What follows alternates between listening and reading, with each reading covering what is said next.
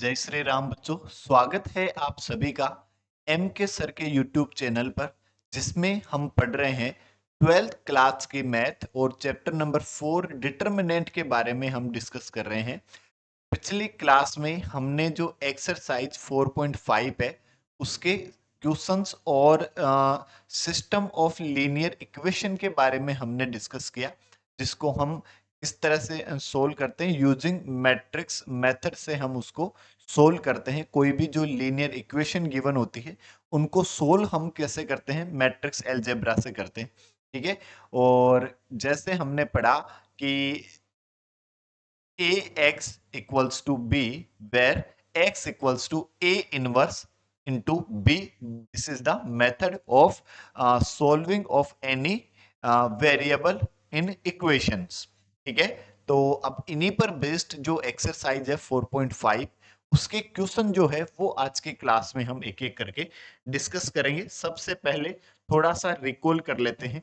जैसे आपके पास कोई भी इक्वेशन है a1x plus b1y plus c1z equals to d1, a2x plus b2y plus c2z equals to d2 and a3x plus b3y plus c3z equals to d3। तो ये जो x, y, z के जो कोएफिशिएंट होते हैं, इनसे जो मैट्रिक्स बनती है उसको हम a से रिप्रेजेंट करते हैं। मतलब ये a1, a2, a3, b1, b2, b3, c1, c2, c3, इसको तो हम किससे रिप्रेजेंट कर देते हैं, मैट्रिक्स ए से। मैट्रिक्स ए से किसको रिप्रेजेंट करते हैं, जो वेरिएबल होते हैं एक्स वाई जेड होते हैं उनके कोएफिशिएंट से बनी हुई मैट्रिक्स को। और जो बी है आपके पास, बी वो आपके पास ये कांस्टेंट वाली मैट्रिक्स है d1, d2, d3, इसको हम किससे रिप्रेजेंट कर देते हैं, बी से रिप्रेजेंट कर देते हैं। और जो एक्स है आपके पास, एक्स ये आपके पास होता है एक्स, वाई और जेड। ठीक है, ये आपके पास मैट्रिक्स हो जाती है एक्स। ठीक है। अब यदि सबसे पहले हम बात करें इस सिस्टम ऑफ लीनियर इक्वेशन, यदि कंसिस्टेंट है या इनकंसिस्टेंट है, वो डिपेंड करता है किस पर, ए पर। सबसे पहले हम डिटरमिनेंट ए की वैल्यू कैलकुलेट करते हैं। यदि डिटरमिनेंट ए की वैल्यू इक्वल्स टू 0 आ जाती है तो हम इसको कह देते हैं सिंगुलर मैट्रिक्स। और यदि ये इक्वल 0 रहे तो सिस्टम ऑफ लीनियर इक्वेशन जो है वो होता है इनकंसिस्टेंट। यदि आपको कंसिस्टेंट और इनकंसिस्टेंट चेक करना है तो आप ए जो आपके पास मैट्रिक्स है उसके डिटरमिनेंट की वैल्यू पता करें। ठीक है। और यदि डिटरमिनेंट ए की वैल्यू 0 आ जाए तो हम कह देंगे इनकंसिस्टेंट। और यदि डिटरमिनेंट ए की वैल्यू नॉट इक्वल्स टू 0 रहे तो फिर हम कह देते हैं क्या, कंसिस्टेंट। ठीक है। उसके बाद यदि कंसिस्टेंट होता है लीनियर इक्वेशन, ठीक है, तब हम उसका इनवर्स फाइंड करते हैं। और जो x होता है वो हम जानते हैं a इनवर्स इंटू बी। ठीक है। तो इनवर्स फाइंड कैसे करते हैं, where a inverse equals to adjoint a divide by determinant a। पहले हम एडजॉइंट a पता करते हैं और उसको हम डिटरमिनेंट a की वैल्यू से डिवाइड करा देते हैं। इससे हमें क्या मिल जाता है, a इनवर्स मिल जाता है। और a इनवर्स को इस b से मल्टीप्लाई करा देंगे और फिर x मतलब इससे कंपेयर करा देंगे। तो हमारे पास जितने भी वेरिएबल होंगे x, y, z, इनकी वैल्यू जो है वो कैलकुलेट हो जाएगी। ठीक है। केवल इस कॉन्सेप्ट पर बेस्ड जो है आपकी पूरी एक्सरसाइज 4.5 है। सबसे पहले यदि आपको कंसिस्टेंट और इनकंसिस्टेंट आपको चेक करना है तो आप डिटरमिनेंट ये ए मैट्रिक्स पता कर लो और डिटरमिनेंट ए की वैल्यू पता करो। If determinant A equals to 0 then it will be inconsistent, and determinant a is not equals to 0 then it will be consistent. After that आप यदि कंसिस्टेंट है और आपको वेरिएबल की वैल्यू फाइंड करनी है, आपको उसको सोल्व करना है, तो आप क्या पता करें, ए इनवर्स पता कर ले। ए इनवर्स कैसे पता करते हैं, adjoint A divide by determinant A. Adjoint A पता कर लेंगे और उसको डिटरमिनेंट ए से डिवाइड करा देंगे। ठीक है, जैसे इन्हीं पर बेस्ड जो है हम एक्सरसाइज के क्वेश्चन सोल्व करते हैं। Examine the consistency of the system of equations in exercise 1 to 6। आपको कंसिस्टेंसी के बारे में बताना है, कंसिस्टेंट है या नहीं है। तो अभी हमने देखा डिटरमिनेंट ए की वैल्यू पता कर लो, यदि वो जीरो है तो इनकंसिस्टेंट और वो जीरो नहीं है तो कंसिस्टेंट। तो ए आपके पास देखो क्या होगा, ए है वेरिएबल के कोएफिशिएंट वाली मैट्रिक्स, मतलब ये 1, ये 2, ये 2 और ये 3, ये आपके पास क्या हो गया मैट्रिक्स ए। और इसके यदि हम डिटरमिनेंट ए की बात करें तो क्या लिखेंगे 1 मल्टीप्लाई 3 माइनस 2 मल्टीप्लाई 2, तो क्या लिख देंगे determinant A equals to 3 minus 4 is not equals to, this is equals to -1, so we can say that determinant a is not equals to 0, so this is, this linear equations are consistent। ठीक है, ये system of equations क्या होगा, consistent, because the value of determinant A is not equals to 0। Second question की यदि बात करें, same इसमें भी आपको यही करना है। यदि a इक्वल्स टू की हम बात करें तो a क्या होता है, जो वेरिएबल है उनके कोएफिशिएंट से बनी मैट्रिक्स। तो मतलब क्या, 2 -1, 1 और 1। तो यदि हम यहाँ पे डिटरमिनेंट a की वैल्यू की बात करें, इन दोनों का प्रोडक्ट 2 मल्टीप्लाई 1 माइनस ये 1 इंटू -1, तो ये आपके पास क्या आ जाएगा डिटरमिनेंट a इक्वल्स टू 2, ये minus multiply minus plus 1 into 1 कितना 1, 2 प्लस 1 कितना 3, क्या लिखेंगे it is not equals to 0। So this system of equation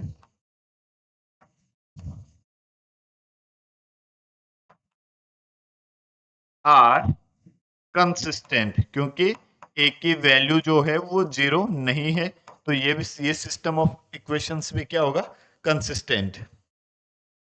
Next, if we're talking about question number third, then it will also a equals to 1, 3, 2 and 6।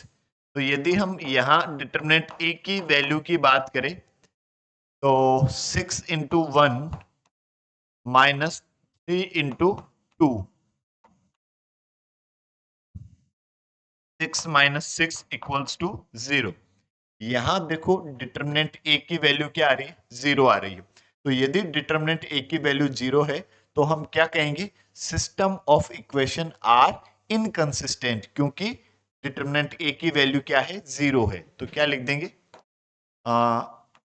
System of equations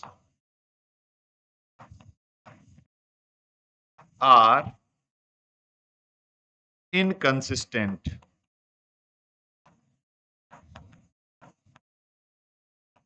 system of equations क्या है, inconsistent. Next यदि हम बात करें question number 4, तो question number 4 के लिए यदि हम देखें तो a इक्वल्स टू आपके पास क्या होगा, 1, x का कोएफिशिएंट 1, y का कोएफिशिएंट 1, z का कोएफिशिएंट 1। यहाँ x का कोएफिशिएंट 2, यहाँ y का 3, z का 2। x का कोएफिशिएंट a, y का भी a और z का 2a। ये आपके पास क्या है, मैट्रिक्स a। अब इसके डिटरमिनेंट की वैल्यू पता कर लेंगे। तो देखो determinant a equals to expand along R1, R1 के अलोंग हम इसको एक्सपेंड करते हैं। तो क्या लिखेंगे, देखो 1, इस रो को छोड़ देंगे, इस कॉलम को छोड़ देंगे, बचा क्या 3, 2a, 2a, फिर -1, इस रो को छोड़ दिया, इस कॉलम को छोड़ दिया, क्या बचा 2, 2a, 2a, फिर +1, इस रो को छोड़ दिया, इस कॉलम को छोड़ दिया, 2, 3a, a, ये आपके पास बचा। देखो तो डिटरमिनेंट ए की वैल्यू आपके पास क्या आ जाएगी, देखो 3 इंटू 2 कितना 6a माइनस 2 इंटू ए 2a minus 2 into 2 4a minus का 2a और ये प्लस का 1 3a माइनस 2 इंटू ए 2a ऐसा हुआ देखो। या फिर determinant a equals to 6a minus 2a 4a minus देखो 4a माइनस 2a कितना 2a 2a इंटू माइनस तो ये माइनस का 2a आ जाएगा और ये आपके पास बच गया प्लस का a। ये 6 माइनस ये 4a बच गया, ये 2a तो ये माइनस का 2a और ये a तो ये प्लस का a। तो डिटरमिनेंट a की वैल्यू आपके पास कितनी आई 4a प्लस a तो 5a minus 2a equals to 3a। ठीक है, वैल्यू कितनी आ गई आपके पास 3a। सही तो किया हमने, 6a minus 2a 4a minus 2a और हो ये गलत कर दिया 2a माइनस 3a ये यहां होगा।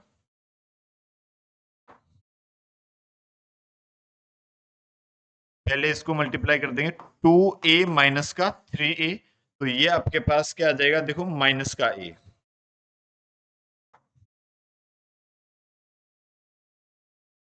ये माइनस का a तो 4a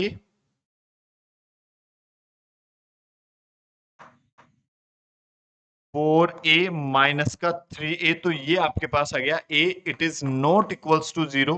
भाई जीरो नहीं आया, a कोई ना कोई वैल्यू है a। ठीक है, तो हम क्या कहेंगे system of equation are consistent. Consistent हो जाएगा क्योंकि डिटरमिनेंट a की वैल्यू जीरो नहीं है। So the system of equations are consistent.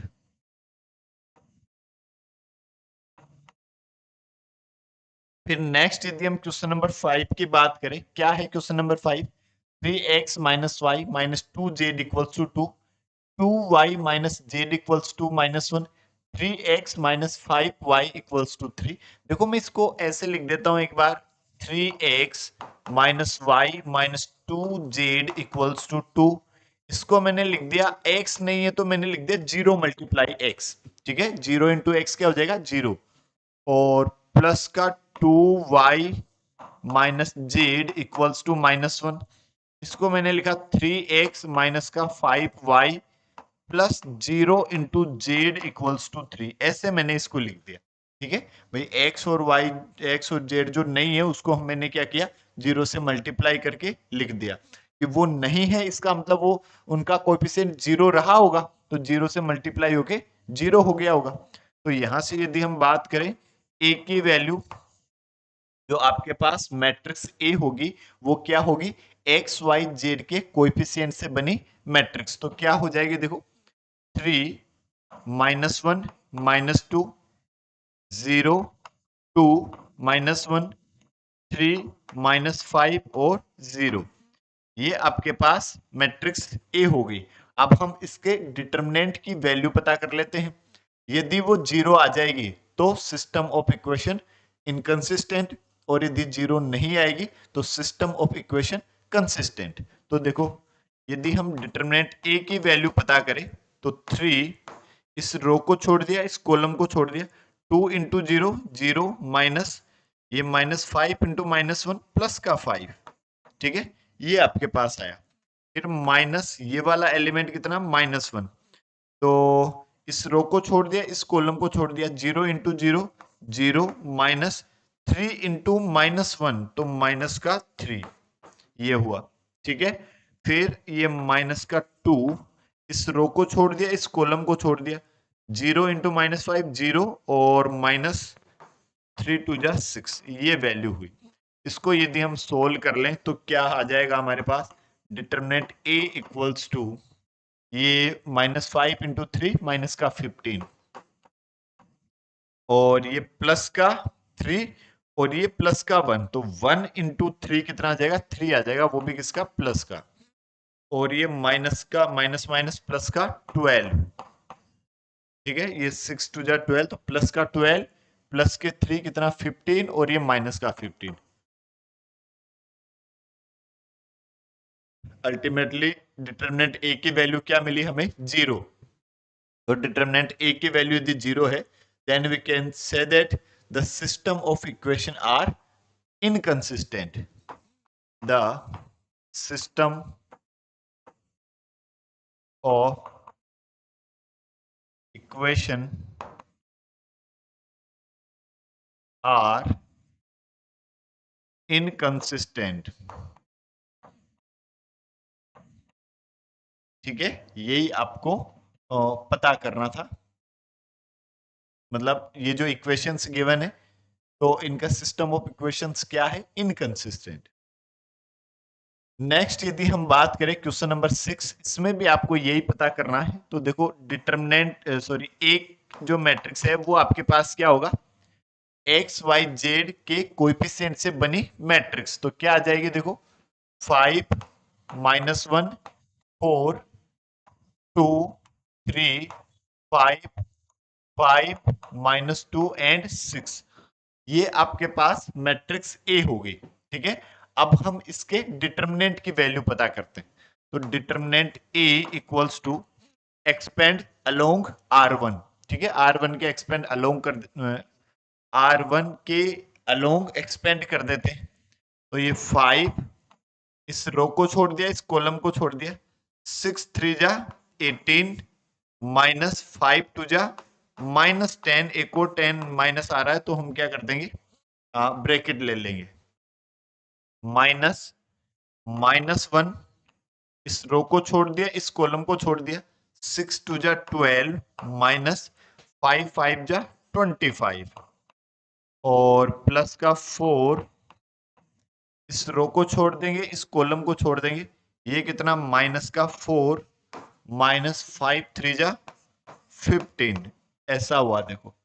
और यदि हम इसको सोल्व करें, determinant A equals to 5 minus minus plus 18 plus 10 28, 5 into 28, ये प्लस और ये 12 -25 माइनस का 13, तो ये 1 इंटू माइनस का 13 और ये माइनस का 19 प्लस का ये प्लस 4 इंटू माइनस का 19।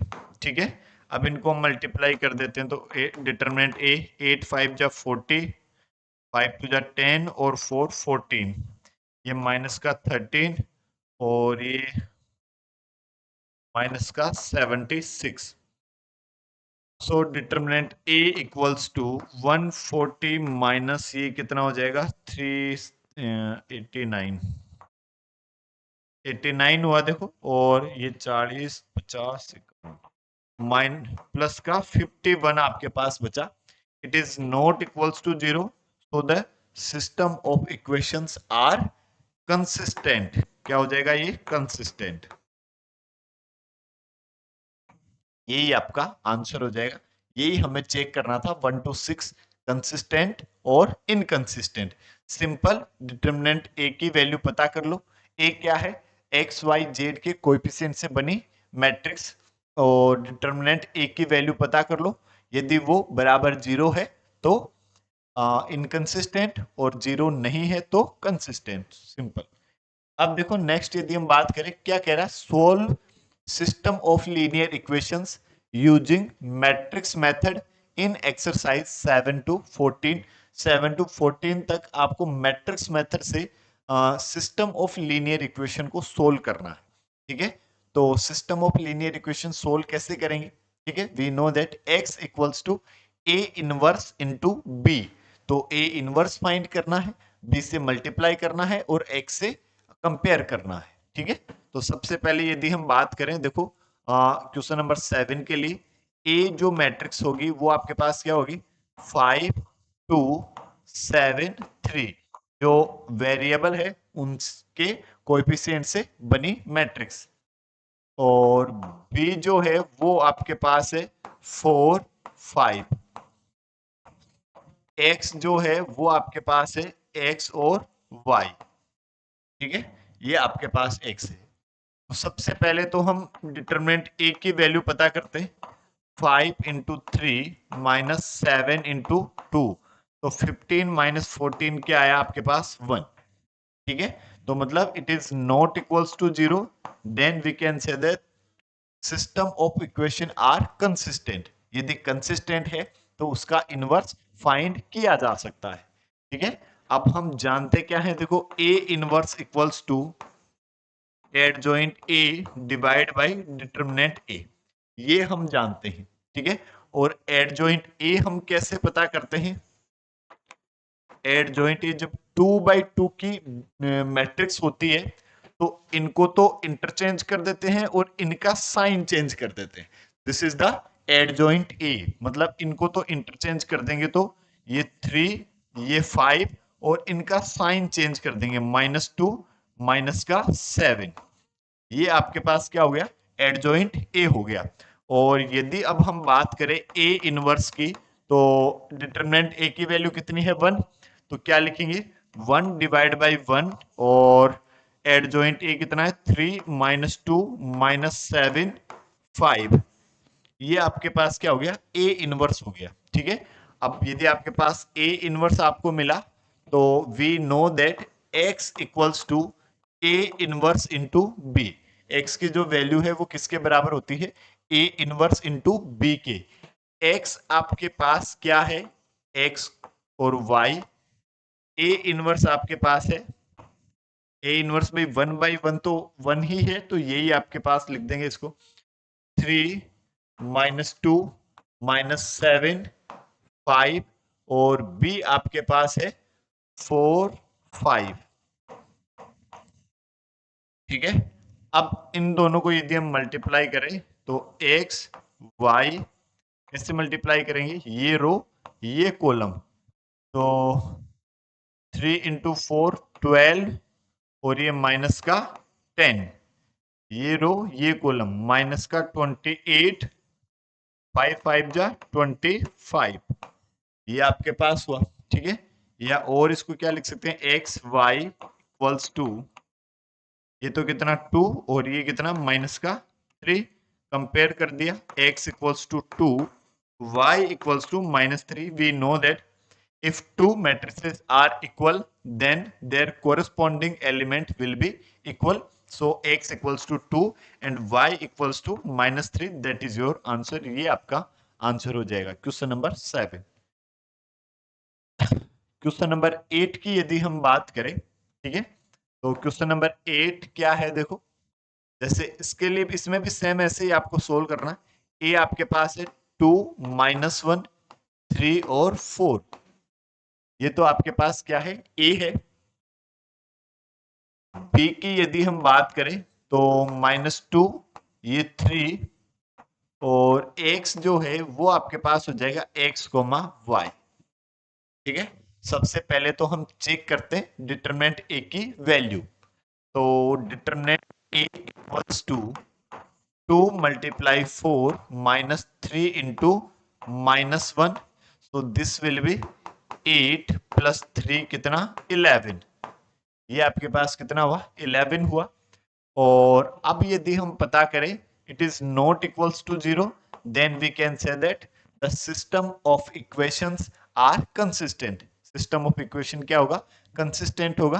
तो अब यदि हम बात करें देखो एडजॉइंट ए की, तो adjoint A we know that इनको तो इंटरचेंज कर देंगे और इनका साइन चेंज कर देंगे, तो क्या आ जाएगा आपके पास, ये 4, ये 2, ये 1 और ये माइनस का 3, हमने इनको तो इंटरचेंज कर दिया, इनका साइन चेंज कर दिया, जो प्लस का है उसको माइनस का कर दिया, जो माइनस का है उसको प्लस का कर दिया। ठीक है, तो ये आपके पास adjoint A, and A inverse we know that adjoint A divide by determinant A, तो ए इनवर्स आपके पास क्या आ जाएगा 1 डिवाइड बाय डिटरमिनेंट ए की वैल्यू है 11 और adjoint A 4 1 -3 and 2, this is A inverse। Now we know that x equals to A inverse into B। x तो क्या है, x और y, A inverse 1/11 को तो बाहर रख लो, ये 4 1 -3 2, ये A inverse, और b कितना है -2 और 3। ये आपके पास क्या है, b है। ठीक है, इन दोनों को यदि हम मल्टीप्लाई करें तो x y equals to 1 divide by 11। तो मल्टीप्लाई कैसे करेंगे, रो मल्टीप्लाई कॉलम, 4 इंटू -2 कितना, माइनस का 8, 1 इंटू 3 प्लस का 3। ठीक है, फिर ये रो ये कॉलम, -3 इंटू -2 प्लस का 6, और ये भी प्लस का 6। ठीक है, ये आपके पास हुआ। या फिर और क्या लिख सकते हैं, एक्स वाई इक्वल्स टू, ये कितना, -5, और इसको डिवाइड करा दिया, -5 डिवाइड बाई 11, इस 1 से इस 11 से डिवाइड भी करा दिया, 6 प्लस 6, ये 6 और ये भी 6, 12 डिवाइड बाई 11। अब कंपेयर कर दिया तो x इक्वल्स टू -5/11 और y इक्वल्स टू 12/11, ये आपका आंसर हो जाएगा। x की और y की वैल्यू ऐसे हम कैलकुलेट कर लेंगे। इस क्वेश्चन को भी आप इसी तरह से सोल्व करेंगे। ठीक है, जैसे डिटरमिनेंट a की वैल्यू आपके पास क्या हुई, 4 -3, 3 और माइनस का 5, ये a की वैल्यू है। ठीक है, और b आपके पास है 3, 7, x आपके पास है x और y, इसको आप खुद से सोल्व करके आंसर चेक करेंगे। ठीक है, नेक्स्ट यदि हम बात करें क्वेश्चन नंबर 10 की, तो 10 भी सेम ऐसा ही क्वेश्चन है। चलो 10 और बता देते हैं। a इक्वल्स टू, ये 5, 2, 3, 2, ये a है। b की वैल्यू आपके पास है 3, 5, और x की वैल्यू जो है x और y, ये आपके पास x की वैल्यू है। तो सबसे पहले हम डिटरमिनेंट a की वैल्यू पता करें, 5 इंटू 2 -3 इंटू 2, 10 -6 कितना आ जाएगा, 4। It is not equals to 0, then we can say that system of equation are consistent. ठीक है, और इसके बाद यदि हम एडजॉइंट ए की यदि हम बात करें, तो इनको तो इंटरचेंज कर देंगे, इनका साइन चेंज कर देंगे, तो क्या आ जाएगा, 2, ये 5, -2 माइनस का 3, ये तो आपके पास क्या हुआ, एडजॉइंट ए हुआ। और ए इनवर्स यदि हम बात करें, we know that adjoint A divide by determinant A, ये हम जानते हैं। तो क्या आ जाएगा, देखो ए इनवर्स इक्वल्स टू, ये 1/4 एडजॉइंट ए, 2 -2 -3 और 5, ये आपके पास क्या हुआ, ए इनवर्स हुआ। तो x equals to, we know that a inverse into b, x क्या है, x कोमा y, ये sorry x y inverse 1/4, 2 -2 -3, 5, and b is the 3, 5।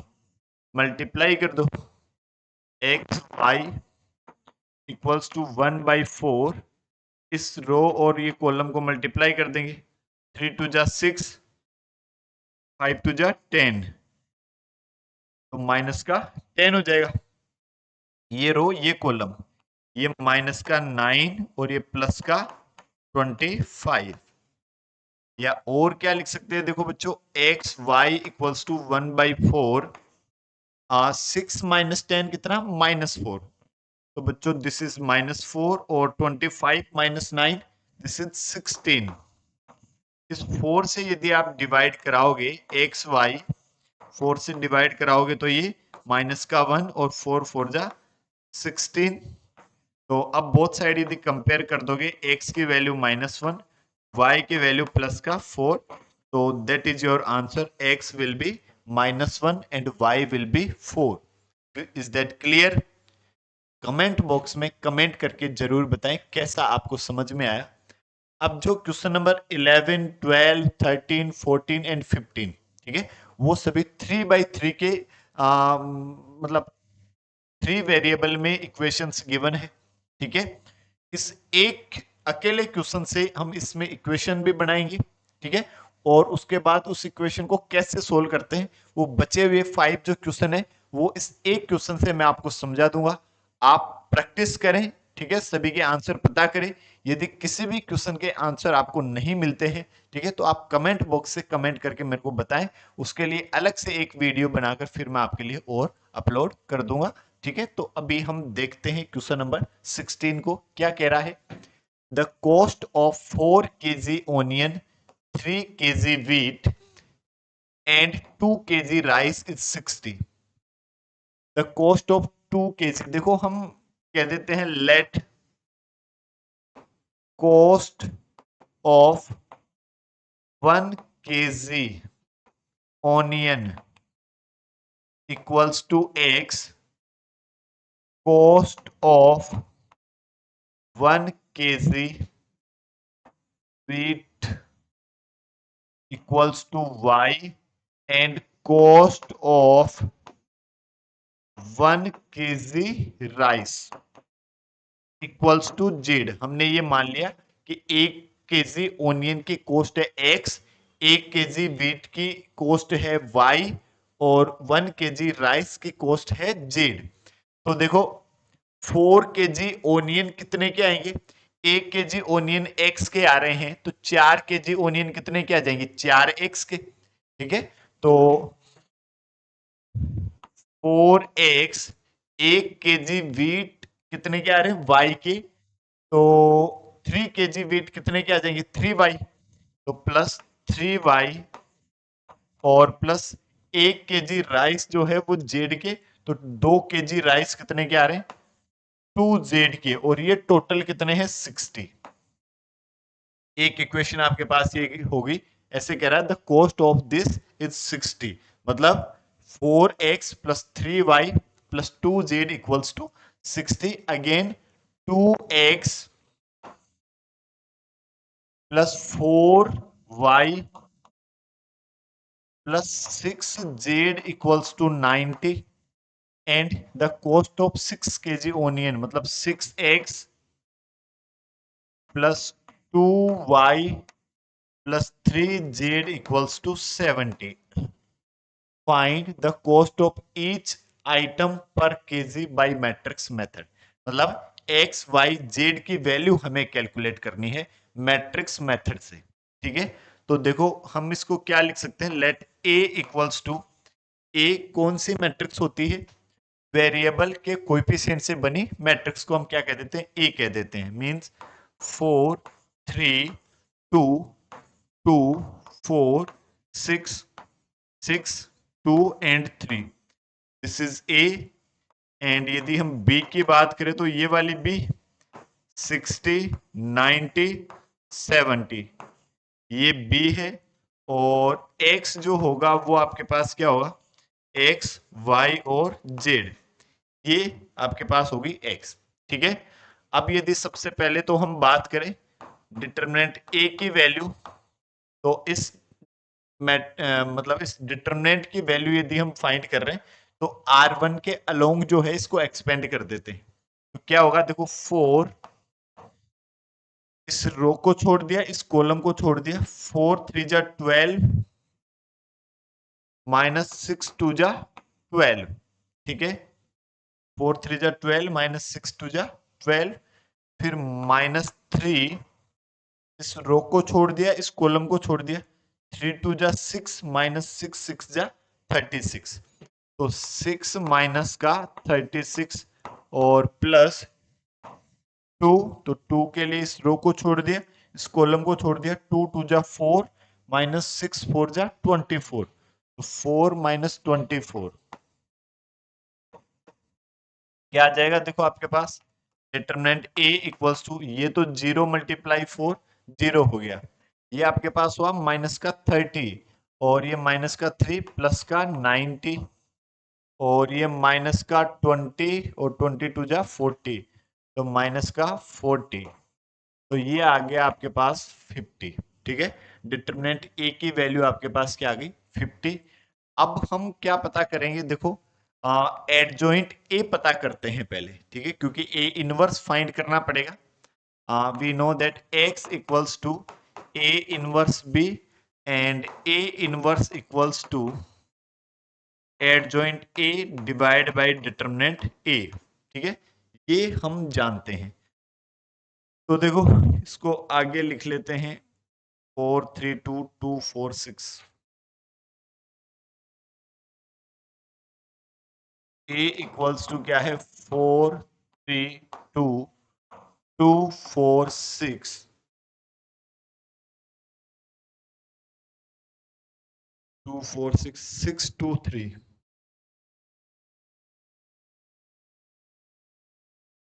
6 2 3। ये आपके पास क्या है, डिटरमिनेंट ए। तो इसके लिए हम पहले एडजॉइंट ए पता करते हैं।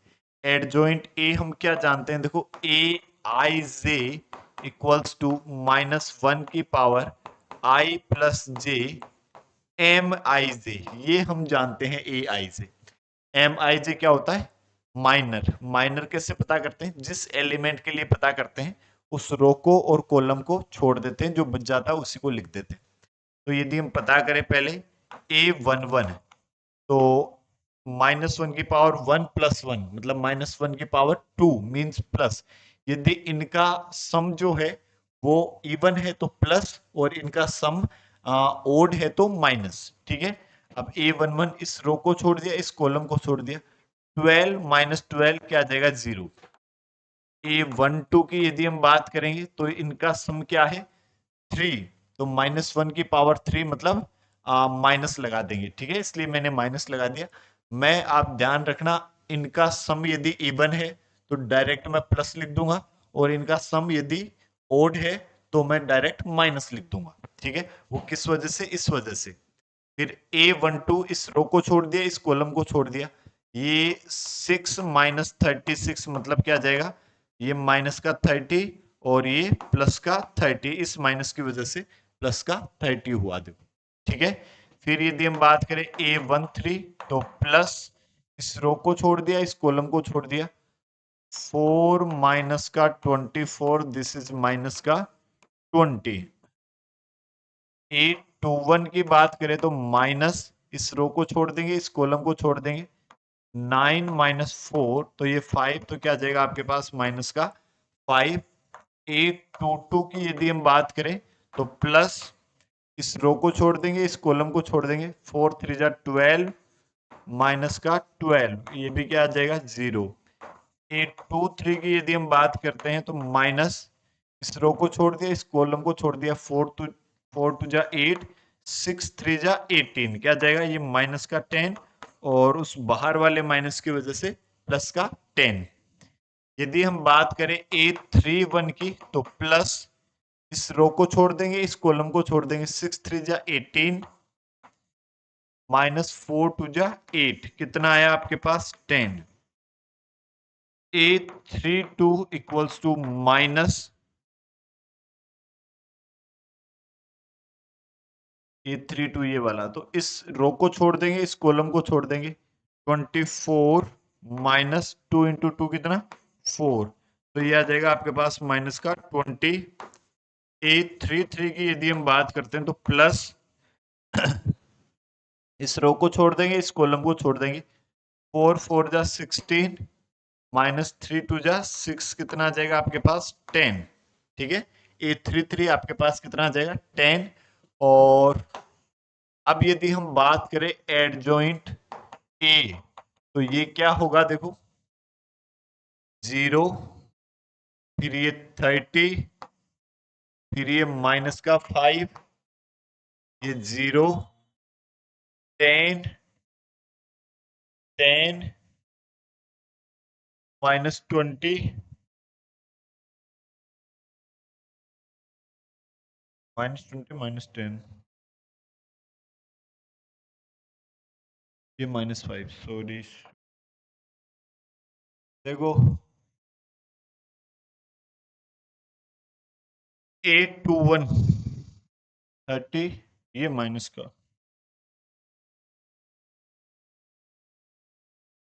A13 है आपके पास माइनस का 20,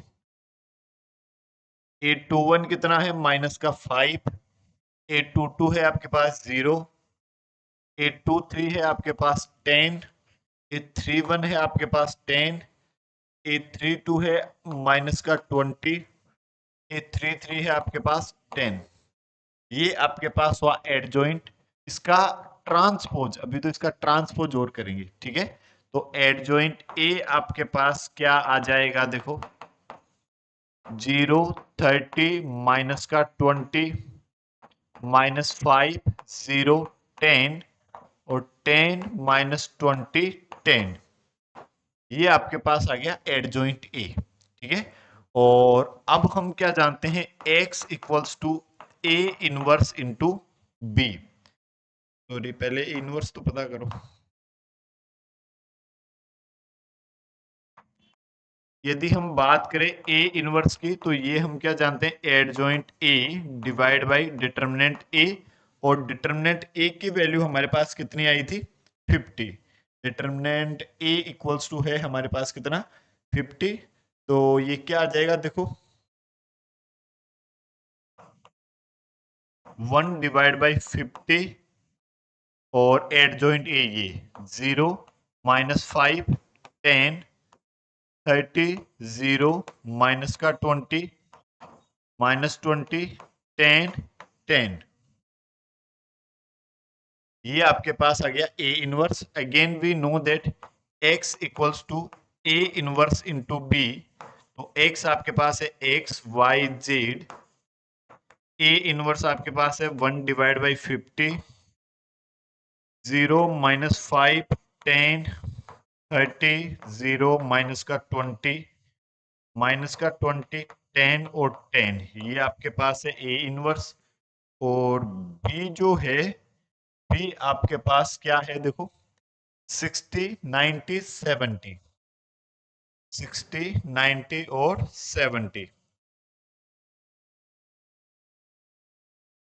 60 90 और 70। ये आपके पास है बी। इन दोनों को मल्टीप्लाई कर देंगे और कंपेयर कर देंगे बस। तो ये आपके पास एक्स वाई जेड, और इनको हम मल्टीप्लाई करेंगे, ये रो मल्टीप्लाई कॉलम। तो 0 0 इंटू 60, और ये 9 5 जा 45 माइनस का 450, और ये 10 इंटू 70 तो प्लस का 700। फिर ये रो ये कॉलम, ये छत्तियां 1800, फिर ये 0, और ये 7 टू जा 14 माइनस के 1400। फिर ये तो माइनस के 1200, फिर 10 इंटू 90 तो प्लस का 900, 10 इंटू 70 तो 700। तो ये आपके पास क्या आ जाएगा, देखो x y z equals to, ये 700 में से 450 घटाओगे तो कितने बच जाएंगे, 250, 250, 250। और ये 18 तो ये कितना, 400, और ये कितना बच गया, 12 और 9 21, 21 और 7, 21 और 7 कितने, 28।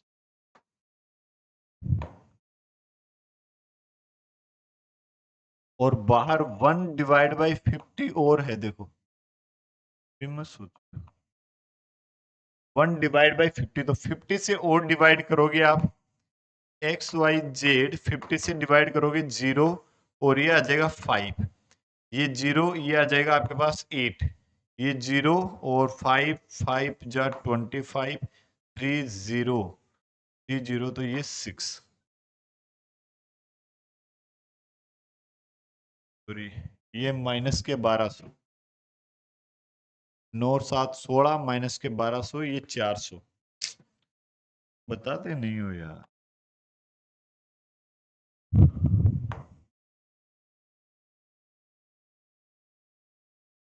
इसको हम इससे मल्टीप्लाई करेंगे तो माइनस के 1200 आएंगे ना, 9 और 7 1600 माइनस 1200 400, और ये भी 400, हाँ तो ये 50 से डिवाइड करोगे तो ये 5 और ये 0 0 8 और ये भी 8। तो x की वैल्यू कितनी 5, y की वैल्यू कितनी 8 और z की वैल्यू 8। x क्या था? Cost of 1 kg onion 5 rupees, cost of 1 kg wheat 8 rupees, cost of 1 kg rice equals to 8 rupees. ठीक है, ये आपकी एक्सरसाइज कंप्लीट। और इसी पर बेस्ड जो है, जो बचे हुए क्वेश्चन नंबर कौन से 11 12 13 14 एंड 15, ठीक है, ये सभी आपको उनमें सभी में इक्वेशंस गिवन है। तो आप वहां से ए ले ले, आप बी ले ले और एक्स ले ले। ए इनवर्स पता कर लो सबसे पहले, adjoint A divide by determinant A.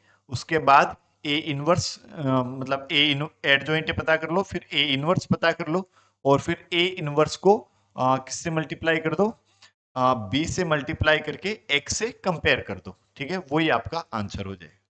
Clear? कैसा आपको समझ में आया? कमेंट बॉक्स में कमेंट करके जरूर बताएं। और अगली क्लास में हम मिसलेनियस जो 4 है उसके सभी क्वेश्चंस जो है उनको डिस्कस करेंगे। तब तक के लिए जय हिंद, जय भारत, जय महाकाल।